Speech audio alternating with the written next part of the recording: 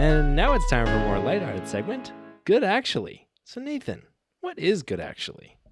Well, Michael, we do Good Actually because the world sucks. Mm-hmm. Like, Sure does.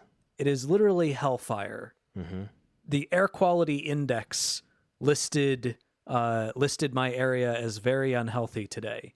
Oof. And it was, it's in the red zone. And outside, there is smoke everywhere.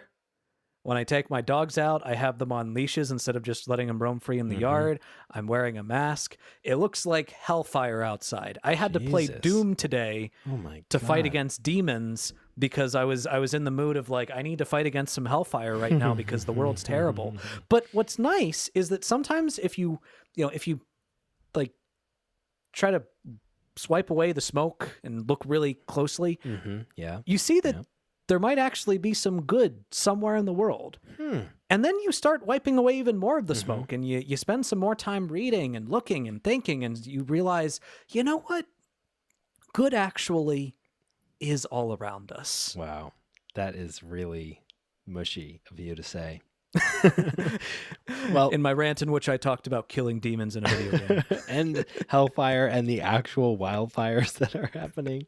That'll be raging until winter. So got that back around to something good. That's impressive. Very impressive. Yeah. So Michael, what is our Good Actually this week?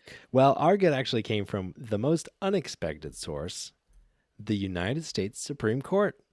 You mean the entity that has like a negative 26,000 approval rating? Yeah, exactly. The entity that has destroyed individual freedom and rights left and right over the last few years. Yes, absolutely. Yeah. And so on Tuesday, the United States Supreme Court actually rejected a conservative legal theory. So there's this theory which is brought to them from a case in North Carolina called the Independent State Legislature Theory, which we actually covered on the pod. Yes, if you want to go listen to it, that episode was from the second week of July 2022, so you can go back and listen to that. And that was the episode where we were breaking down upcoming Supreme Court cases. And the case we're talking about now is from North Carolina. And basically, the Independent State Legislature Theory is the idea that when it comes to federal elections, state legislatures basically have no limitations whatsoever, and that it's not possible for them to be limited by their state constitutions, and therefore their laws that they pass with regard to federal elections are not reviewable by state courts. So if that sounds convoluted, which I know it does, it basically puts the state legislature above their constitution and above review by the court in any question of federal elections, which means that in all of these states where there are really conservative state legislatures, they can do whatever they want, including things like just giving the electors to the Republican or extreme gerrymandering or anything like that. And so this is a totally unfounded, extreme legal theory, which is the brainchild of Republicans who are just trying to garner as much influence and control over corrupting federal elections as possible. Yeah. And we were really worried that the Supreme Court would buy into this ridiculous legal theory, and 3 out of the 9 of them did, but 6 of the 9 voted or voted to reject this crazy fucking legal theory that would really destroy democracy. Yeah, and we're not saying that lightly. Yeah.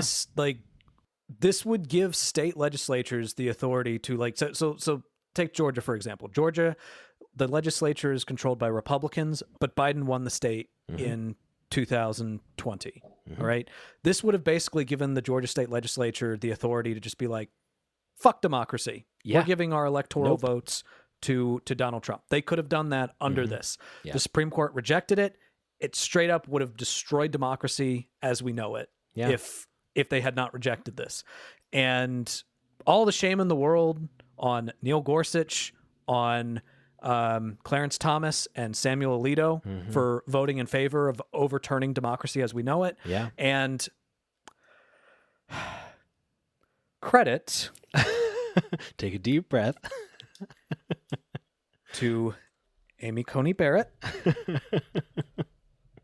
Sorry, hold on. Brett Kavanaugh. Brett, I like beer Kavanaugh.